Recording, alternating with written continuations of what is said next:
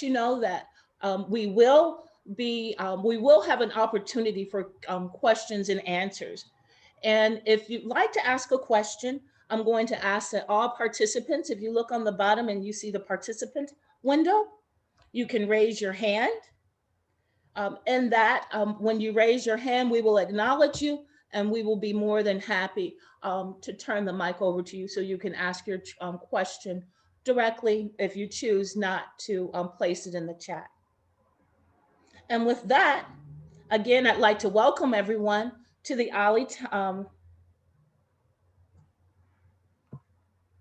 my camera is off. Thank you. That's why we're there. I didn't realize my camera was off, everyone. I am Nicole Pacada. I am your program director. I've been here actually as a graduate student since the summer of 2018. And up until recently, I was working in that capacity. And now I'm your interim program director or program coordinator. And I'm really happy and exciting to take OLLI in this particularly unique situation and pivot us to an online environment, keeping our program together. And that's one of the reasons that we brought you here today. We actually had the budget town hall meeting scheduled in the spring. And of course, we know that we had to stop that because of the pandemic, but we still honoring our commitment, our definitely my passion for the program and the administration's passion, the dean, Dr. Wilson and Ed, we're here to honor that commitment and make sure that we bring you this information. So without further ado, I'm going to introduce our presenters today. Today, we do have with us Dean J. Kim McNutt.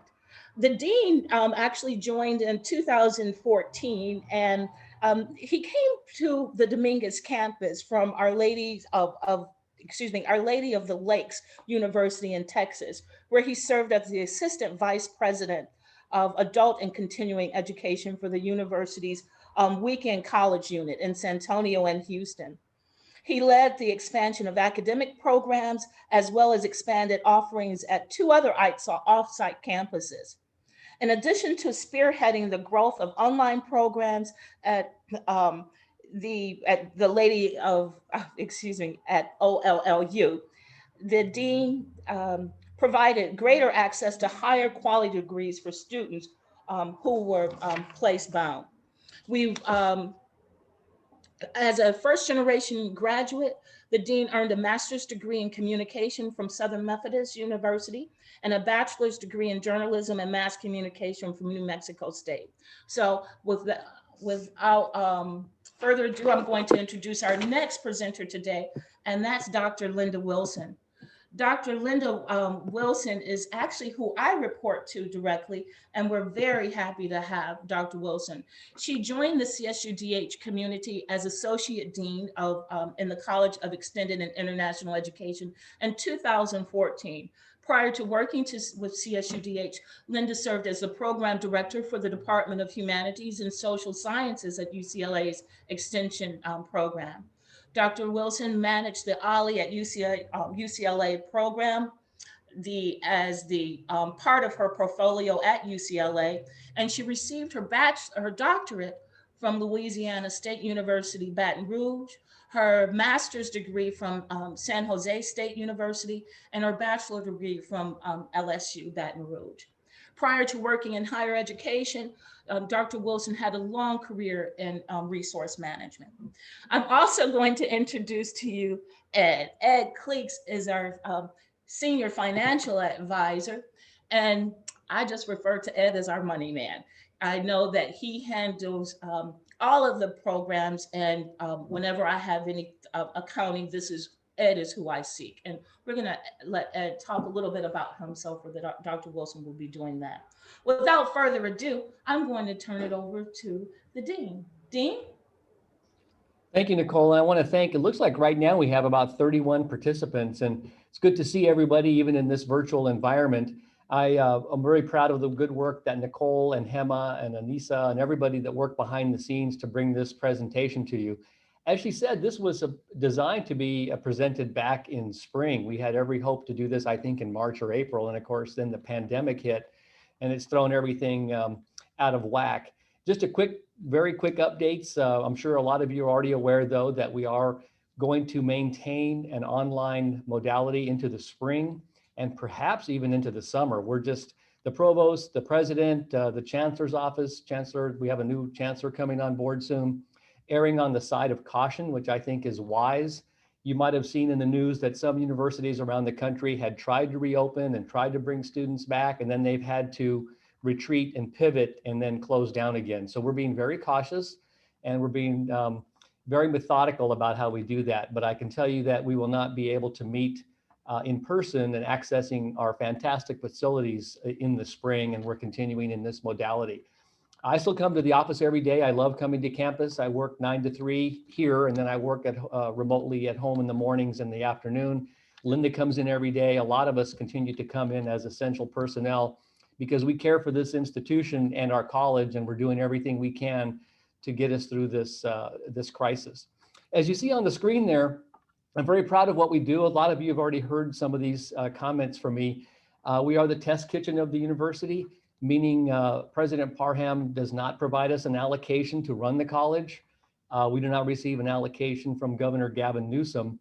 All of the money that comes to the college is generated from student tuition enrollments, meaning that they come and take courses from us, whether it's the non-credit training programs like OSHA or Human Resource Management, or our degree programs that we partner with the university, or even with OLLI, some of your membership fees and things of that nature.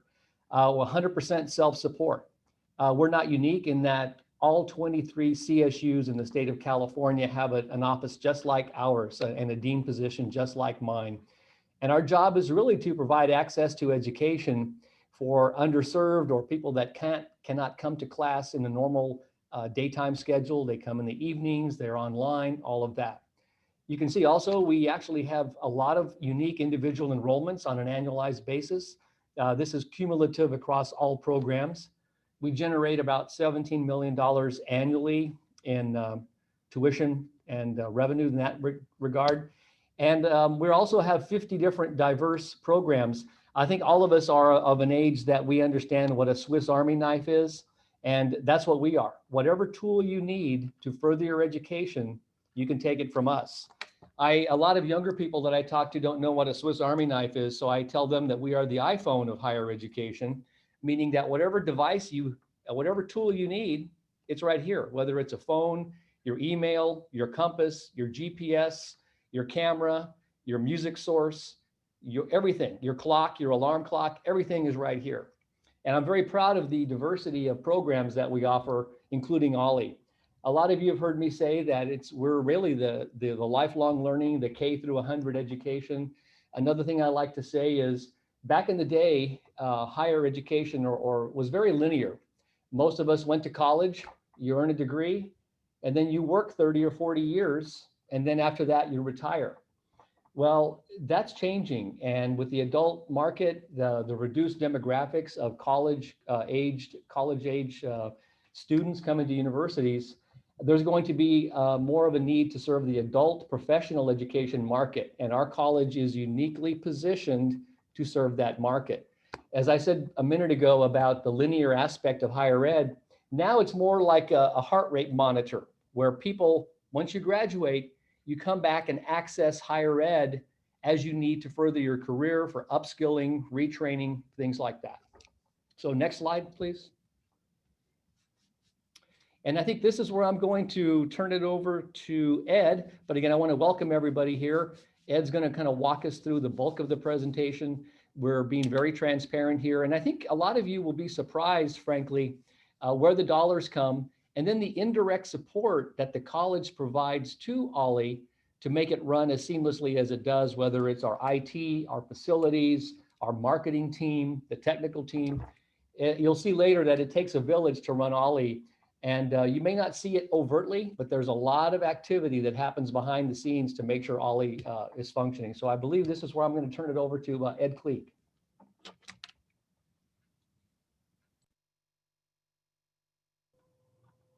Good morning. Executive Order 1099 is a CSU codification essentially of state law Education Code Section 89704. And this is what governs our college. We do not receive any support from the CSU Operating Fund. We are entirely self-supporting and have to be. We have very limited rules and regulations as to how our funds can be used and what they can't be used for. We must maintain positive cash flow and be completely self-supporting. We also offer a lot of programs for non-academic credit activity and for a specific audience. And with that, I will now turn it over to Linda, who will tell us about It Takes a Village.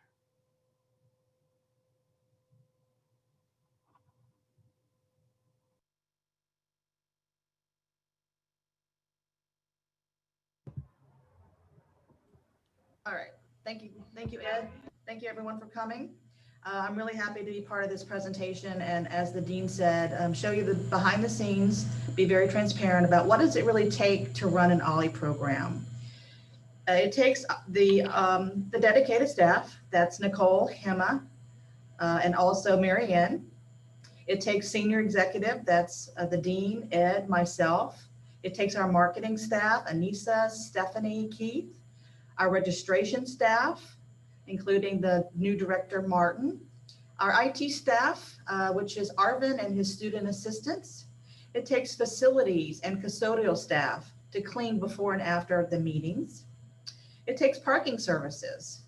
As you know, when I first got here, I negotiated a $20 parking fee for the year, and we'll talk a little bit more about that later. It takes the foundation staff. It takes accounting staff on stateside.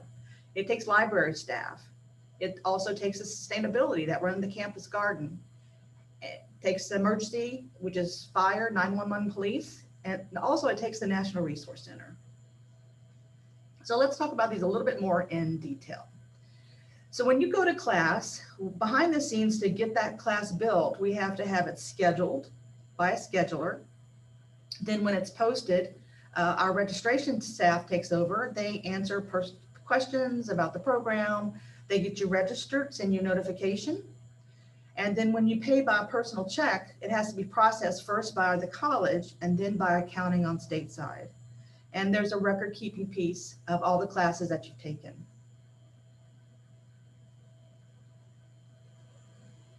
There's a tremendous amount of marketing and social media support by Anissa and Stephanie and Keith.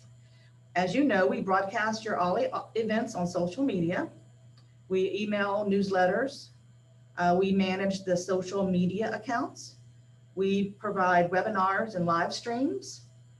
We produce the OLLI at CSUDH member how-to guides.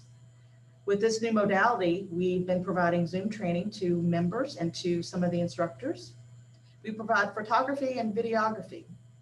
Also, we have marketing strategies and support, and we collaborate on OLLI's processes and procedures. In terms of technical support, as I mentioned earlier, we have Arvin, who's been a rock star during this transition for the pandemic, and his student assistants. We also offer classroom audio-visual support.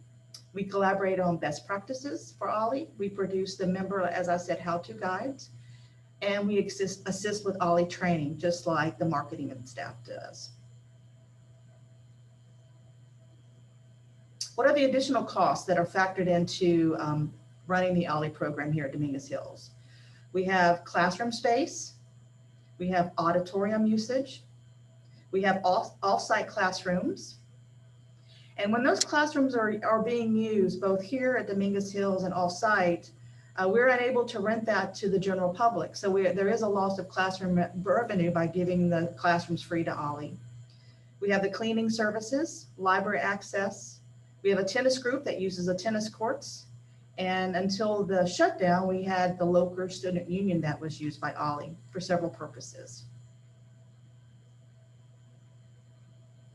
We're required by the OSHA Foundation to report our annual activity. And then we also have a report to the foundation here at Dominguez Hills. I mentioned parking and security services earlier. So we have the police, fire, and 911. We had the university van that's used for day trips when we were able to meet together, and the university subsidies for OLLI parking. If you were a traditional student, your parking would be $9 a day or $340 for a year. And we've negotiated a $20 OLLI member fee for the year, which is $10 a semester. So we'll show you what that subsidy adds up to momentarily. Now it's my honor to go back to the dean, who's going to look at a comparison of OLLI across Southern California. Thanks, Linda. This document here, this grid was very telling. And I want to thank Hema. Hema actually did some research for me back in the spring. And this is actually pretty remarkable. And we'll spend just a few moments soaking this in. When you look at our CSU sister campuses, for instance, at Long Beach, when you look at what membership fees are, parking, course fees, classroom, Fullerton, us, UCLA Extension, and UC Irvine, we're a bargain. You can see the annual membership is only $30 a year here. When you look at, say, Fullerton, it's $260 a year. Linda mentioned several times about the parking. That was tougher than, I mean, we actually kind of gloss over that, and a lot of you already know this too. But that wasn't just waving a magic wand and the university said, sure, you need to lower the rates, we'll do that. That took a lot of challenging and convincing, and we were very proud that we were able to do that. When you look at the course fees, how little we charge, and I believe we're going to see a graphic later, but Nicole did some background for me as well. I believe like 87% of all of our courses for OLLI are free. And so we have very few courses that we actually even charge for. And so that's a remarkable thing too. And a lot of you have heard me say this as well, that, I consider OLLI a mission-driven program. We're serving folks that might be on a fixed income. And then now with COVID, a lot of people have lost their jobs. But we still have to be mindful that we're self-support, meaning that it at a minimum has to break even. And the earlier information that you saw, there are really a lot of services that are provided behind the scenes to run OLLI that we're not charging directly to the program. A lot of the things that you pay in membership fees, course fees, even the parking, we see very little of that. And that really, frankly, would not cover running the OLLI program on an annualized basis. And that was part of the reason for this budget hearing too. A lot of people, I think there's a misperception, and we'll get into this later too, about what the endowment can be used for and whether we can touch, the interest and or the actual $1 million, which we cannot. But if you look at what we provide here, and we haven't raised course fees, in forever. So we do our best to run a top quality program. I think a lot of you are already aware of how proud I am of our auditorium. We spent more than $100,000 in new lighting, audio visual. I know that was used as the movie theater for a lot of the OLLI groups, a lot of the OLLI films. And as Linda pointed out earlier, every time that we offer it through an OLLI, we can't rent it to our campus partners. Sometimes the president's office needs the auditorium for something. Sometimes other groups request it, and we charge them a rental fee. And like Linda pointed out as well, even to the community, if people need a classroom, we charge. However, I'm very proud of this. I don't know how many of you voted in person, but we donated the use of our auditorium for the past 10 or 11 days for folks that wanted to come and vote in person and or drop off their ballots. And everything was peaceful. There was no voter intimidation. I came into the office every day. Ed was here. People loved that facility. I had so many compliments from some of the LA County voting staff about what a phenomenal facility. And that's something we do too. I mean, we're here to provide a service to the community. So I'm very proud that we offered the auditorium for that space. But again, just as you scroll through this, it's very telling, and we're very fortunate that we don't charge nearly as much as our peers at Long Beach, Fullerton, UCLA, and Irvine. So I just really hope that there's an appreciation for what the college does in administering the OLLI program, that we do everything we can to keep costs down. So let's see, with that, I think I'm going to turn it back over to Ed Cleek now, and he'll go into a little further. Yeah, the OLLI at CSUDH program resources, as you can see from the pie chart there, that we get 77% from in-kind support. We get, classroom and auditorium space, 1% of our resources from that. The endowment interest, 10%. The capacity building grant, we get 5%. The membership fees, 4%. Course fees, 2%. And the Enrich OLLI at CSUDH, just 1%. That's just the resources. Now, if we go on to the next slide, this is more stated in dollars and cents. The resources we get $50,000 in endowment interest. The capacity building grant, we get $25,000. In 1920, we had $17,190 in membership fees and $9,290 in course fees. And we get Enrich OLLI at CSUDH, we had $4,630 for a total of $106,110. Now, earlier in the presentation, we talked about all of the in-kind support that the university or the college provides to the OLLI program. We added all of this up and we valued it at approximately $378,000 on an annual basis. The OLLI staff cost us $5,700. The in-kind use of CEIE space, we estimate it cost $50,000. We spend $25,000 on the catalog printing. The parking subsidies, which we talked about the difference between what you pay and what we would have to pay as normally as students, approximately $17,190. And then we had the miscellaneous odds and sods of about $9,290. So you can see the total expenses outweigh the resources by an annual amount of about $379,000, which is quite a lot. And so this is graphically, you can see on the next slide how this is. The in-kind support is the biggest expense to the OLLI program. And the parking subsidies is next, and the OLLI staff is third, and then on and on down. So at this time, I will turn the presentation over to Marianne, who will talk about the endowment.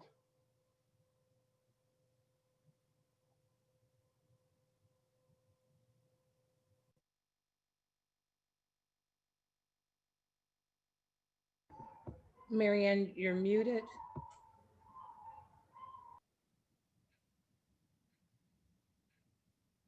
Marianne, you're muted.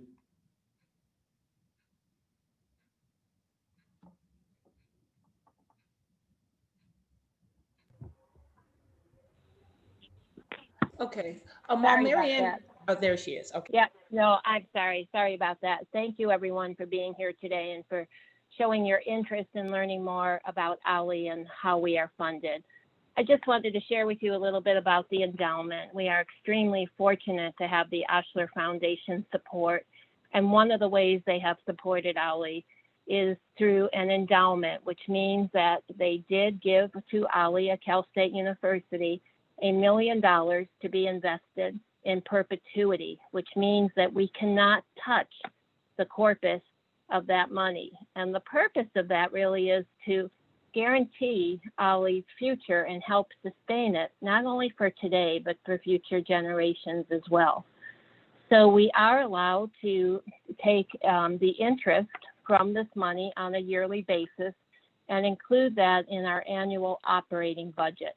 In 2020, the interest earned from the endowment was $50,000. The reason the Osher Foundation has provided this endowment is to really help us to become stable and sustainable. The Osher Foundation does not intend to support us for the rest of our duration. They want us to be able to stand on our own and to continue to grow the program and strengthen it. We also have funding that comes to us through a capacity building grant. And again, this is through the Osher Foundation. This grant is very restricted and can only be used to help us build a strong philanthropy culture at OLLI at Cal State University. Again, adding and enforcing and strengthening our stability and sustainability. The Enrich OLLI campaign was started in 2017 as part of this capacity building grant to help us to really build and grow OLLI.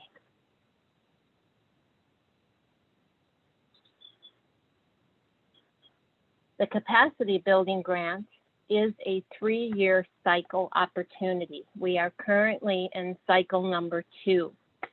Every grant that comes to us, these capacity building grants come with certain requirements.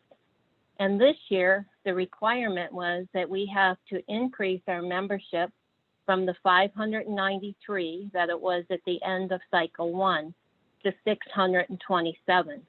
We are currently at 397 members for this current year. The other requirement is that we raise $18,000 in fundraising philanthropy dollars. And right now we are currently at 4,630. So there's quite a bit of gap between what the requirements are and where we currently are to meet them.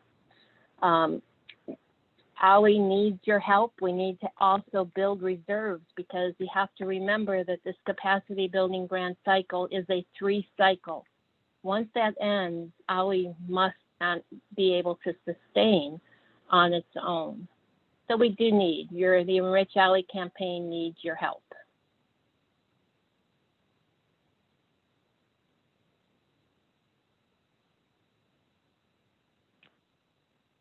As we move to the next slide. This is just, I wanted to take a minute because I think we are so fortunate to have the support of Cal State University and the College of International and Extended Education. So many of our OLLIs across the country do not have this kind of support, and many of them do have to pay for their own classroom usage.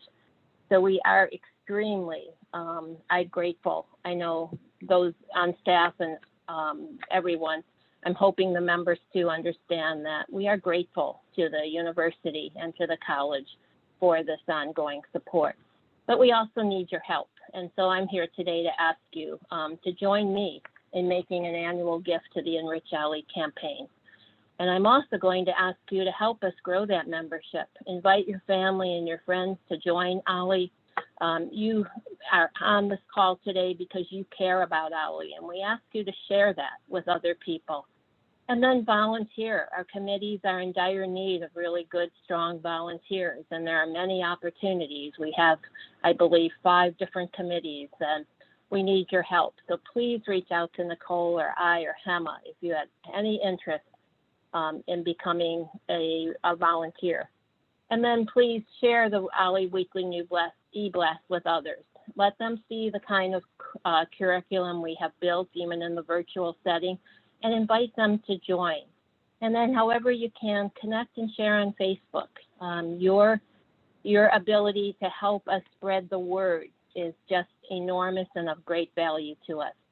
And then again, I just finally ask you to please consider making a gift to the annual campaign, which is ongoing.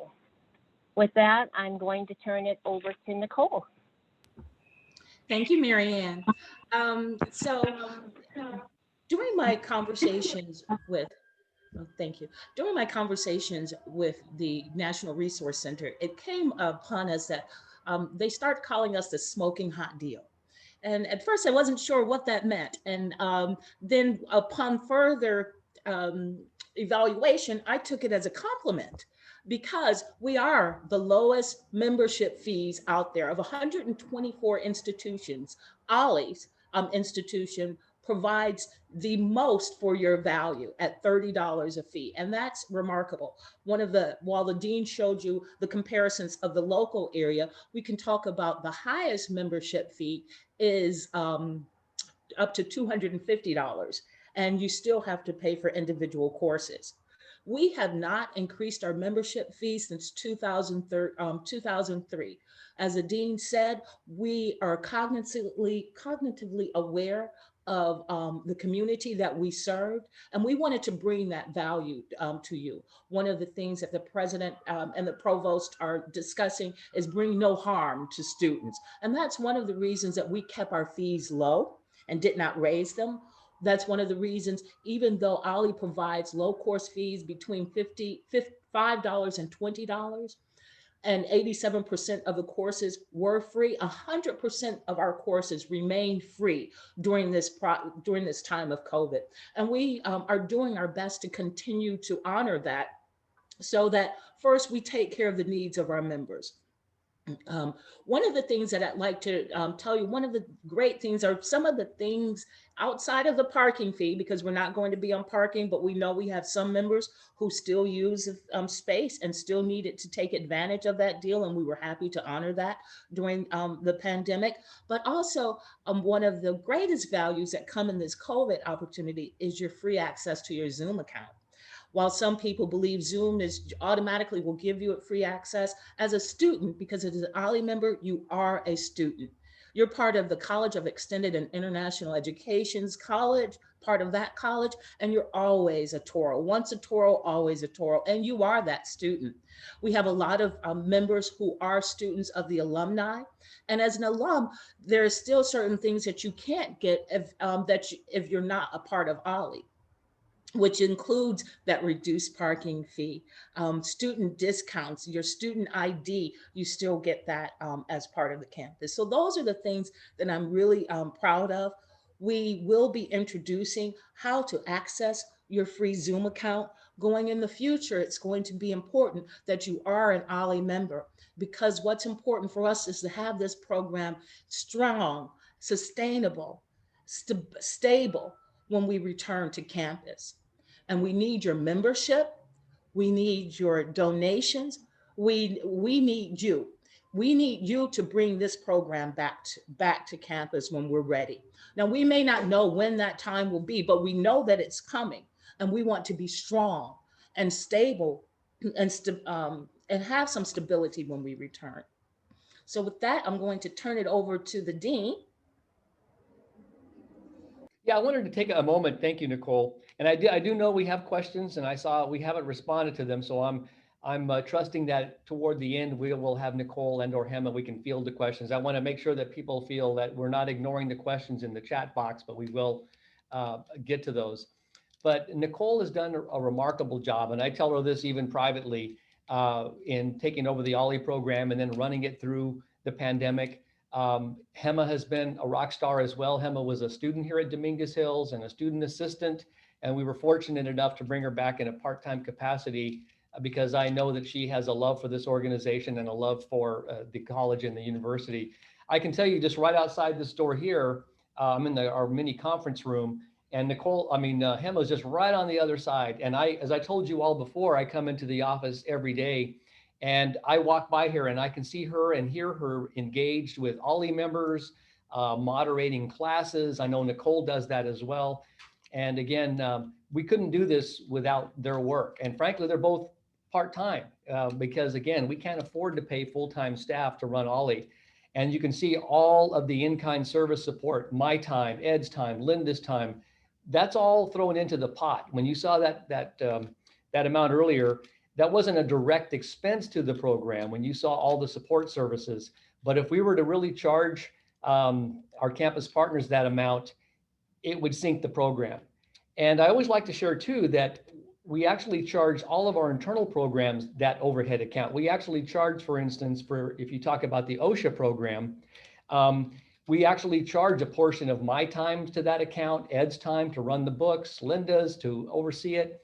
So we actually charge our time back to the different programs for our involvement, but we do not do that for OLLI. So this is an in-kind service that we're providing to keep the cost down. And then of course, with Mary Ann coming on board, helping us out as a consultant, you saw how low the membership, is. It's dwindling, and it could be COVID, but we really need to get those numbers up. And then I believe someone asked a question, and Mary Ann or someone can correct me if I'm wrong. I think the capacity building grant was $25,000. That is correct. Thank you. That's to help cover Mary Ann's time. That's marketing. Those dollars are being spent. They're being reinvested into the program. But those grant dollars aren't going to be coming to us forever. And for OLLI to be successful and continuing to be successful, it's going to have to rely on the membership to sustain it. meaning we need to go out there and tell your buddies and your friends and your family, as Linda and others have said, and Marianne, to bring people to the table, because if the numbers in the memberships continue to decline, we may have to reduce the number of courses we offer. We may have to reduce the number of classrooms available. I will tell you, when the pandemic hit, our college, Ed and I were watching the numbers very closely. We took about a 20% hit in revenue to the university. And we've done a remarkable job in managing our budgets here, but at some time, we're going to have to look at programs. And so we're not expecting to cut OLLI, but what I am saying is the amount and the diversity of courses that are offered through OLLI may have to be reduced. So, but again, not to be the ostrich in the sand or the bearer of bad news, but we couldn't do what we do without Nicole, Hema, Marianne, Linda, Ed, all of the behind the scenes, Anissa. I know I'm going to miss somebody, but as you saw, it takes all of us working together. But the important leg of that stool are you, the members. I know a lot of you have been here for a very long time. You love this university. Many of you are alums. I live here in Carson. I talk to people in the grocery stores and how much beloved this institution is, but we need your help in sustaining it, because we're just stewards right now. I'm in my 7th year here, but after I retire at some point in the future, someone else will be sitting in the dean's chair. And it's my job to make sure that the programs, the college is sustainable, and that the next person that takes over the reins is going to carry on the good work. So that's my soapbox speech. I think it now is time to turn it over to Linda, and I think we're going to get to the Q&A portion. Thank you, Dean. Yes, I hope this presentation has been helpful. I do see some questions in the chat box, so we'll start with those. But if you want to raise your hand, Nicole and Hema will be helping me through this piece. One of the, and I'll throw it out to anybody that's representing staff and administration on this call. You can answer it. But the first one I'll leave for Nicole is, why did our membership numbers go down? So, okay. So along with other OLLIs, we went in expecting a decrease in membership. We were very conservative with our numbers, and we thought 20%. We're happy to see that those numbers are occurring a little bit better. So we're happy to see, even though they're small, we are glad to see that we're at 397 currently. The other reason, so due to COVID, the other reason we believe a lot of OLLI members in this age group prefer not to meet online. We do have other members, new members, who are returning because they are now able to participate in this type of environment. A lot of people were restricted from going home or coming to campus, and now they have the opportunity here. So our numbers have decreased, but that is not out of sync with other OLLIs. Great, thank you. I'll turn this over to Ed. There's a question of, what are the costs to maintain staff, overhead, etc.? Well, I think we kind of touched on that in the slides labeled "It Takes a Village."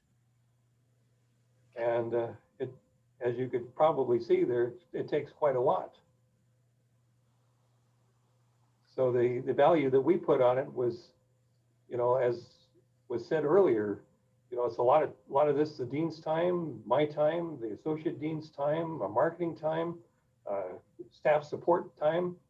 It all goes into it. And just to augment a little bit, it's not only the staff salary, it's also staff benefits. Benefits, yeah, absolutely. Good. Let's see. Let me take a look. Is anybody's hand raised, Nicole?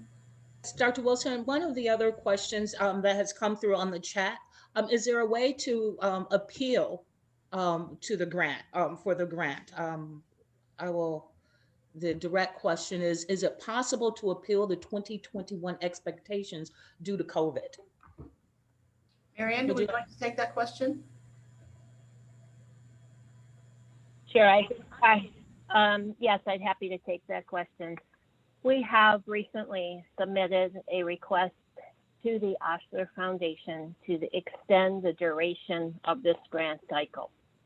We are not yet advised if they will accept our request and acknowledge it.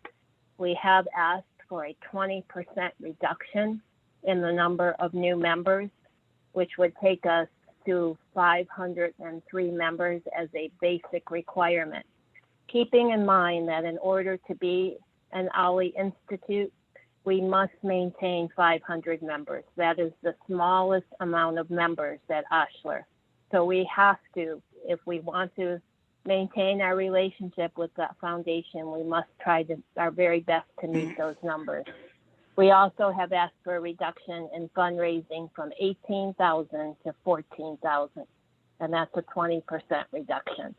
Again, we do not know. We are waiting to hear if our extension request we submitted it last week. And of course, we have cited COVID and some of the difficulties. As most of you know, that one of the reasons so many seniors enjoy OLLI is because of the social interaction. And with virtual, there are some seniors who feel that they're not getting that social interaction, but we do encourage you to tell your friends and other OLLI members that the more they become engaged, if they want to sit on a committee, there are many things they can do virtually that will help them feel engaged in addition to attending all of our classes. So I hope that answers our question. Thank you, Marianne. I do see a question of, do the numbers of members include people enrolled in OmniLore? Nicole? Yes. So yes, they do. It is important to know OmniLore members are OLLI members. OmniLore is a special interest group that specializes in peer-to-peer classes. So no matter what, if you are an OmniLore member, you are an OLLI member. And those course fees those membership fees do come over and are supported in the numbers shown. Great. I think there was another question about parking. You want to read it to me? I'm not seeing it. Oh, about where do the parking fees go? Yes. Okay. Yes, the parking fees go straight to the parking unit. It does not come to us. Going to COVID to the pivoting that we had to do, maybe the dean or Ed can correct me, but I believe they being parking services, reported $1 million loss. Is that correct? That is correct. Yeah. That is correct. Yeah. Yeah, but we receive no portion of the parking fees. Okay, Is there a marketing plan to increase membership and donations?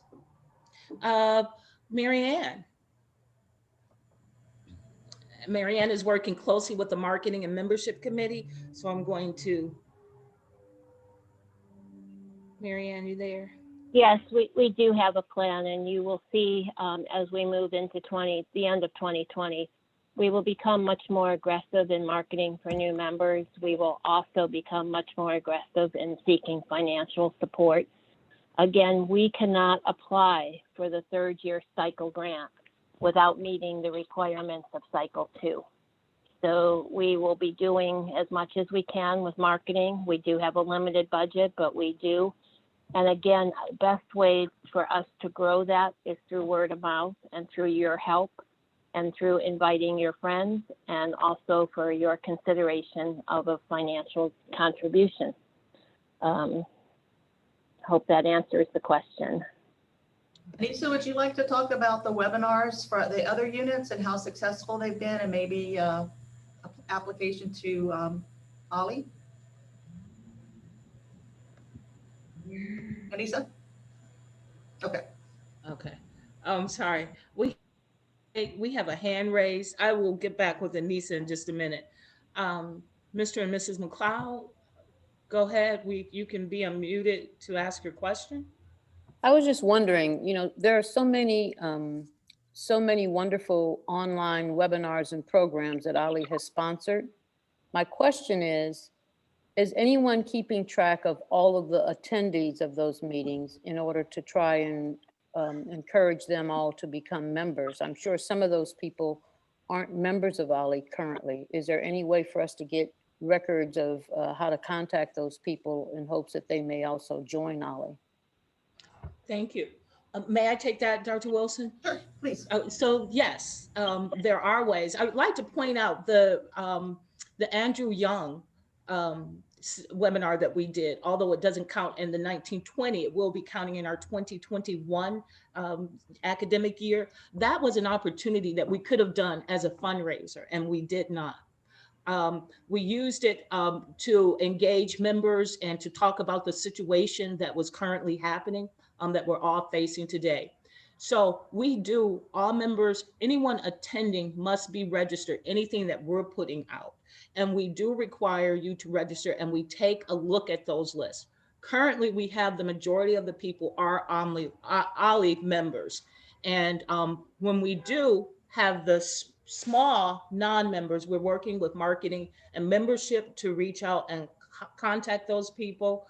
We are working with Stephanie is here on the processes, the best processes to handle new members since we've pivoted to an online.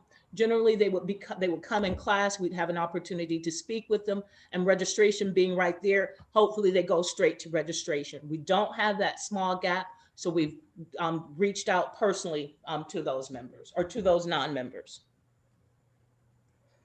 Nicole and Linda, I see that we have about 9 minutes left and we are going to keep to the hour. So let's try to get through these questions. I see some more. Someone asked a question about, I think, what financial instruments are used to invest the money. I'll maybe have Ed or Marianne jump in, but I will tell you that they are administered through the University Foundation, which is a subset. It is also an auxiliary. The University Foundation is a self-support program just like ours, but I might have Ed or Marianne jump in there about how those dollars are invested. I'm not aware of any specific vehicles that are used for this. This is done outside of our area. And it's also outside of our control, meaning I can't call up Smith Barney and say, hey, I want to invest this $1 million for OLLI through certain vehicles. No. We're dictated on how those dollars are administered. Is that right, Ed? That is correct. Okay, are there any other questions? I want to make sure that we receive all the questions in the chat room. Yeah, if you want to scroll through those. Yeah, we're scrolling through those now. I think that we got them all. Mr. Allen, I believe that we answered your question. Is there a plan, a marketing plan to increase membership? I believe that we addressed that. We also talked about what we expected COVID, the impact of COVID. We expected a 20% decrease. Parking goes to stateside, and we know that we've already shared where parking stateside is taking a hit there. Yes, we have made the appeal due to COVID. Do we know why our membership is low? COVID, again, we do believe that we were in the process prior to COVID. We believe that we were going to be on target for our numbers. How much is a capacity building grant? We're in our second cycle or second year. It's an 18-month or second grant period. It's an 18-month grant period of a $25,000 capacity building grant. We have to meet the goals in order to apply for the third year. The third year, there is nothing left after that. By that time, we hope to be sustainable and stable. What is in-kind support? I think that we touched on that. Are there any other questions? Someone has their hand raised. Yeah, I saw someone has their hand raised. If you do have your hand raised, Bill? please.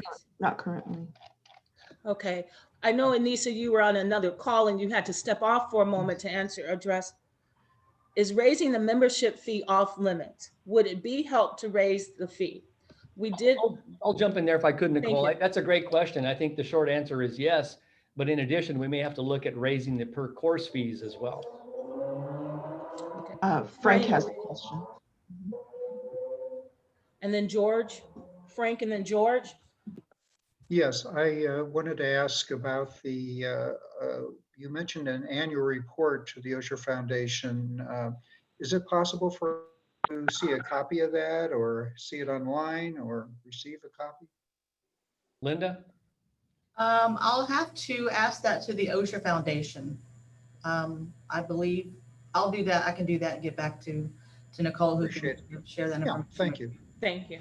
That's a good point. If I could jump in just quickly, Nicole, it's not a super secret document, but I think we should check. I mean, it actually covers a lot of what we covered here. They want to know what our membership looks like. How many classes did we offer? How did we do on our membership philanthropy? How did we do with the capacity grant? But if Linda, once you check, we'll be happy to share that document. Thank you. You're welcome. We have a question from George and then Delina. Okay, my question is, has the university received any kind of grant or donation from Richard and Melanie Lundquist?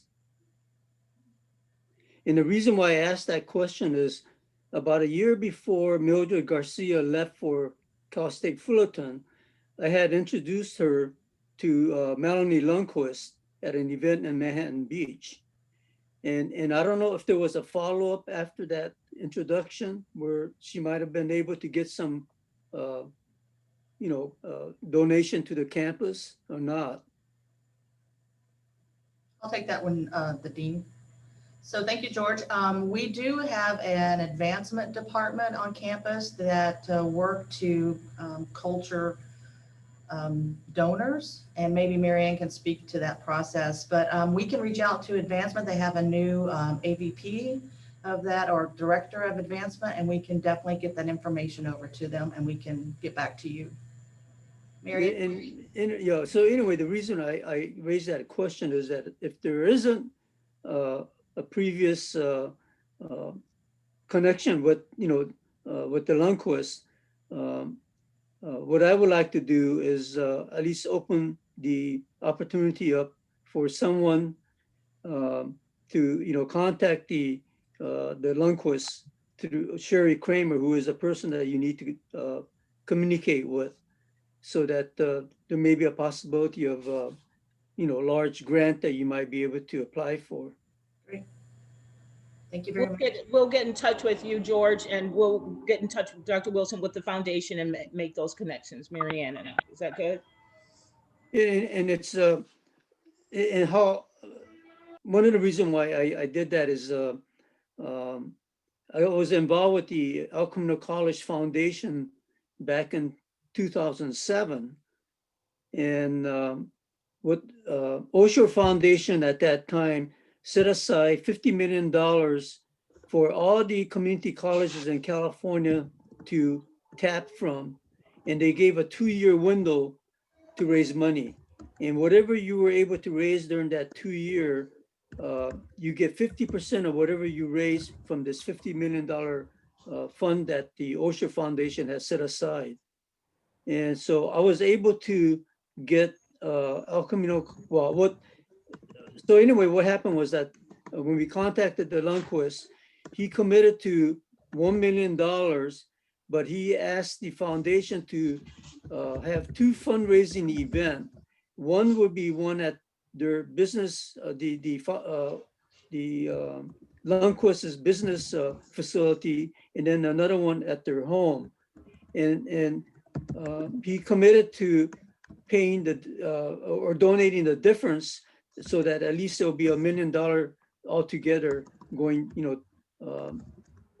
as the amount that will be applying for the Osher Foundation donation. Great. So anyway, that took place, I think, around 2008, and the Lundquists are very committed to education, and so if there has not been any kind of prior relationship, I would at least would like to facilitate that. Definitely. We have 1 minute left, so we have time for maybe one more question. Yeah, let's do one more and then we'll wind her down. Yeah, you said that I was going to go next, Nicole. So my Yes. question is kind of twofold, but and I came in late, so apologize if this has already been answered. But I was just wondering, why aren't we charging for the classes now? Is it only because it's done through Zoom? Because I'm taking classes through another program and as far away as New Orleans right now, and they're charging for every one of the classes that we take there. So also, the other part of the question is, how are these classes? What percentage of these classes are making an impact putting a dent in this hole that we have in terms of trying to get our money up. And the third question is Andrew Young. You mentioned, Nicole, you tried to have we should have made that a fundraiser, and how so? We could have. We chose not to. So members could have paid, or anyone could have paid to join that webinar. You see other places, but we chose not to. Early on, at President Parham's direction, it was no harm to students. OLLI members are students, and we believe that the social impact of just coming to the program and hearing about it, that far outweighed. I believe it's only 1% that our program fees can even cover. But going in the future, yes, we are looking at speakers, bringing in speakers to use as a fundraising way to raise funds. And as far as charging for classes? As far as charging for classes, again, that goes back to no harm. Our interest was making sure that OLLI members were comfortable with the new platform that we were going to be using. And now that we have members at that point, what we want to do is make sure you first become a member. Let's raise those membership numbers up. And then once we raise those membership numbers up, let's raise our individual contributions up. Once we do that, I believe that we're going to be in strong position when we come back. And then we can start looking at changing class fees and structures. Great, thank you. So is that making a difference in the amount of money that's going towards our budget when we charge for classes and the classes we've charged for in the past? It's less than 2%. That ends our Q&A discussion. I think, Kimmy, you're going to take us out for the day. Yes, thank you, Dr. Wilson. Hello, everyone. My name is Hema Chakeko. I am the OLLI Program Assistant. Just before I close it out, I just want to mention a few remarks. I want to thank our Dean, James King McNutt, and our Associate Dean, Dr. Linda Wilson, and our Senior Financial Officer, Edward Cleek, for providing us today with an informative session. We also want to thank Anissa Barton and Stephanie Bayukian, our Marketing Specialist, and Arvin Lemenicio, our IT Technician, who are working behind the scenes with our presentation today. Also, thank you, Marianne Pacada. She is our fundraising consultant. And to conclude, OLLI staff and Extended Education want to thank you, our members and guests. I don't have enough time to name you all and thank you all individually, but to you, our members and guests, lifelong learning is a shared adventure and deserves to be continued. During this time of pandemic, we are continuing our courses and events online or via Zoom. Also, this safe and alternative way of lifelong learning offers something for everyone. So I highly encourage you all to open our OLLI weekly email update this Saturday, which will include some new exciting courses and events. Specifically, I would like to name one for November 20th at 10 a.m. We are having a tax and financial benefits workshop.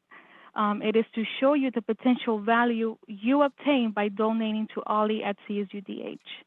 So once again, I will input all that information in the chat, including our OLLI office contact, telephone, and email information for you to contact us. So this concludes our session. Once again, thank you all for coming in today. Enjoy the rest of your Thursday and weekend. Thank you, everyone. Thank you. Thank you. Have a good one. Thank you, everyone. Thank you. Thank you. Bye.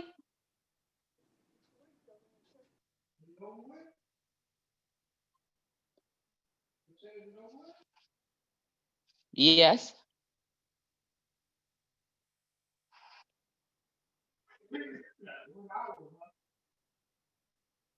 Yes.